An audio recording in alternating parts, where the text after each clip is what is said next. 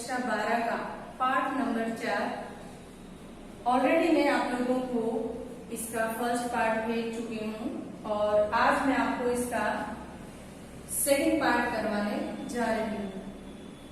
पाठ नंबर 4 अकेली शीर्षक है और यह एक कहानी है और इस कहानी की लेखिका है मनु भंडारी।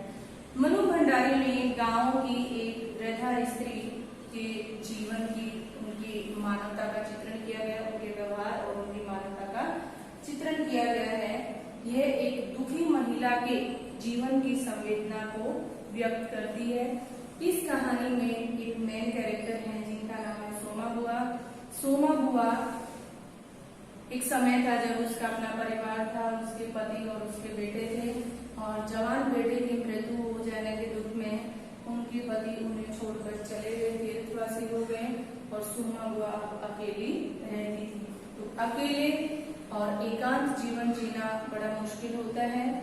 तो सोमा बुआ अब अपने पास पड़ोस वालों के भरोसे अपना जीवन व्यतीत करती थी और किसी के यहाँ खुशी का, गमी का या मुंडन का कोई अवसर होता था तो उसमें जी जान से मेहनत करती थी और बिना बुलाए किसी के घर भी मेहमान तरीके चली जाती थी।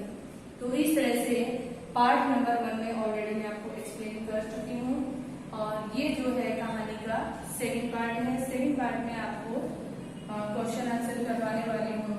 तो फर्स्ट क्वेश्चन दिया गया है, हेडिंग है नीचे दिए गए प्रश्नों के उत्तर एक एक वाक्य में लिखिए। और फर्स्ट क्वेश्चन है आपका, अकेली कहानी का प्रमुख पात्र कौन है? तो अकेली कहानी के प्रमुख पात्र कौन है?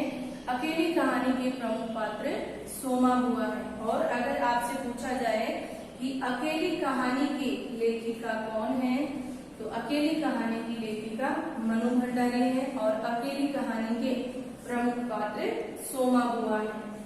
सोमा बुआ को अपनी जिंदगी किसके भरोसे काटनी पड़ती थी? सोमा बुआ को अपनी जिंदगी अपने पास पड़ोस वालों के भरोसे काटनी पड़ती थी। क्यों? क्योंकि उसके पति तीर्थवासी हो गए थे। वो साल के 12 महीनों में से 11 महीने कहीं न कहीं तीर्थवास पे रहते थे और 1 महीना ही वो अपने घर पर आते थे और आने के बाद भी सोमा बुआ को उनके आने की कोई खुशी नहीं होती थी। तो इस तरह से सोमा बुआ को अपनी जिंदगी पास पड़ोस वालों के भरोसे काटनी पड़ती थी। क्वेश्चन नंबर 3, सोमा बुआ के बेटे का नाम क्या था? सोमा बुआ के बेटे का नाम हरकू था जिसकी जवानी में ही मृत्यु हो गई थी। क्वेश्चन नंबर 4 है, सोमा बुआ को किसके ब्याह का न्योता नहीं आया? सोमा बुआ को उसके संबंधियों के यहाँ लड़की की शादी के ब्याह का न्योता नहीं आया। सोमा बुआ बिना बुलाए किसी के यहाँ चली जाती थी, परंतु जिस समय उसके संबंधियों के यहाँ लड़की की शादी थी उस समय उसके पति घर पर आए हुए थे और उन्होंने पहले से ही ये कह दिया था कि यदि आपको कोई बुलाने नहीं आएगा तो बिना बुलाए आप किसी के भी घर नहीं जाओगे। तो सोमा बुआ को उनके संगियों के यहाँ एक लड़की की शादी थी और उसके ब्याह का न्योता नहीं आया था। सोमा बुआ की छोटी सी डिबिया में कितने रुपए थे? सोमा बुआ के पास एक छोटी डिबिया थी, उसमें उसके पास केवल 7 रुपए थे। उसके अलावा उनके बेटे की एकमात्र निशानी अंगूठी थी, उसके अलावा और कुछ नहीं था। तो सोमा बुआ की छोटी सी डिबिया में केवल 7 रुपए थे। मैं फिर से रिपीट करती हूँ। क्वेश्चन नंबर 1 है, अकेली कहानी के प्रमुख पात्र कौन है? अकेली कहानी के प्रमुख पात्र सोमा बुआ है। सोमा बुआ को अपनी जिंदगी किसके भरोसे काटनी पड़ी? सोमा बुआ को अपनी जिंदगी अपने आस पड़ोस वालों के भरोसे काटनी पड़ी। क्वेश्चन नंबर 3 है, सोमा बुआ के बेटे का नाम क्या था? सोमा बुआ के बेटे का नाम हरकू था। सोमा बुआ को किसके ब्याह का न्योता नहीं आया? सोमा बुआ को उसके संगियों के यहाँ लड़की के ब्याह का न्योता नहीं आया। क्वेश्चन नंबर 5 है, सोमा बुआ की छोटी सी डिबिया में कितने रुपए थे? सोमा बुआ की छोटी सी डिबिया में केवल 7 रुपए। 2 से 3 वाक्यों में प्रश्नों के उत्तर दीजिए। तो 2 से 3 वाक्यों में प्रश्नों के उत्तर दीजिए। फर्स्ट क्वेश्चन है आपका, सोमा बुआ पिछले 20 साल से कैसा जीवन जीती थी? सोमा बुआ पिछले 20 साल से अकेली और एकाकीपन का जीवन जीती थी। क्यों? क्योंकि उनके जवान बेटे की मृत्यु होने से उनके पति पुत्र वियोग में तीर्थवासी हो गए थे और सोमा बुआ के पास अब रहने वाला कोई भी नहीं था। तो पिछले 20 साल से सोमा बुआ अकेली और एकाकीपन का जीवन जीती थी।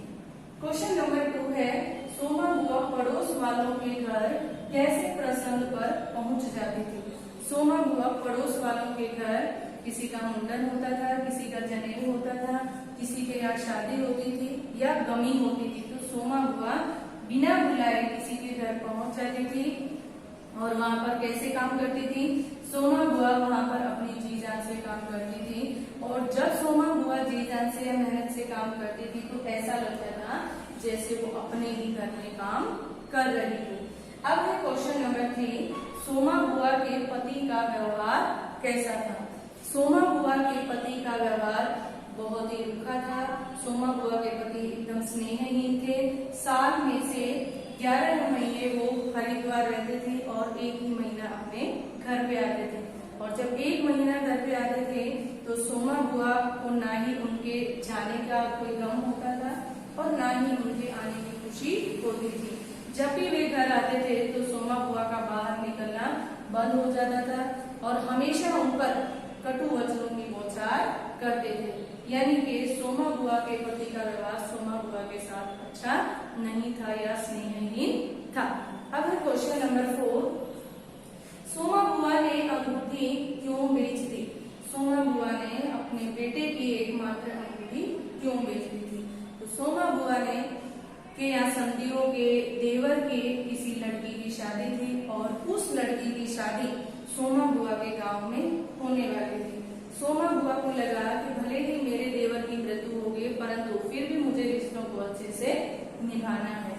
उसने उस लड़की को उपहार देने के लिए उस एकमात्र अपने बेटे की अंगूठी को बेच दिया और वो अपने रिश्तों को बनाए रखने के लिए उसने उस बेटे की अंगूठी को बेच दिया था। तो सोमा बुआ ने उपहार देने के लिए, लड़की को शादी में कुछ देने के लिए अपने बेटे की एकमात्र अंगूठी को बेच दिया था। इस तरह से मैं एक बार फिर से रिपीट कर देती हूँ, सोमा बुआ पिछले 20 साल से कैसा जीवन जीती थी? तो सोमा बुआ पिछले 20 साल से एकाकीपन का एकांत जीवन जीती थी। उनके एकमात्र बेटे, जवान बेटे की मृत्यु होने से उनके पति पुत्र वियोग में तीर्थवासी हो गए थे। तो अब सोमा बुआ पिछले 20 साल से एकाकीपन का जीवन जी रही थी। क्वेश्चन नंबर 2 है, सोमा बुआ पड़ोस वालों के घर प्रसंग कैसे पहुंच जाती थी? तो सोमा बुआ पड़ोस वालों के घर बिना बुलाए उनके प्रसंग में पहुंच जाती थी। भले कोई खुशी का होता या कोई गमी का प्रसंग होता था, हर तरह के प्रसंग में सोमा बुआ पहुंच जाती थी और सोमा बुआ वहां बड़ी जी जान से काम करती थी और ऐसे लगता था जैसे वो अपने ही घर में काम कर रही हो। सोमा बुआ के पति का व्यवहार कैसा था? तो सोमा बुआ के पति का व्यवहार सोमा बुआ के साथ स्नेहहीन था। सोमा बुआ को उनके आने की कोई खुशी नहीं होती थी। क्यों? क्योंकि सोमा बुआ का बाहर निकलना बिल्कुल बंद हो जाता था। बिना बुलाए सोमा बुआ के पति किसी के घर सोमा बुआ को नहीं जाने देते थे और हमेशा जो है क्रोध में ही उनसे बात करते थे। तो सोमा बुआ के पति का व्यवहार सोमा बुआ के साथ एकदम स्नेहहीन था। क्वेश्चन नंबर 4 है हमारा, सोमा बुआ ने अंगूठी क्यों बेच दी? तो सोमा बुआ के समधी के यहाँ एक लड़की की शादी थी और उन्हें शादी में कुछ उपहार में देना था, इसलिए सोमा बुआ ने उस अपनी एकमात्र अंगूठी को बेच दिया था। क्यों? क्योंकि सोमा बुआ अपने संबंधियों के यहाँ अच्छे रिश्ते बनाए रखना चाहती थी। तो इस तरह से आप सबसे पहले वीडियो को देख लीजिए, देखने के बाद उसे अच्छी तरह से सुन लीजिए।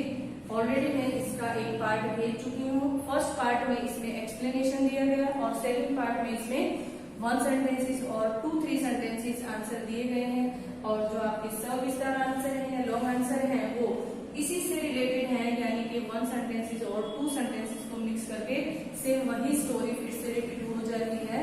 तो जो भी एक्सरसाइज आपकी टेक्स्ट बुक में दी गई है वो आपको नोटबुक में सॉल्व करनी है। उससे रिलेटेड अगर आपको कहीं कोई डाउट हो तो वो आपके लाइव सेशन में सॉल्व कर दिए जाएंगे।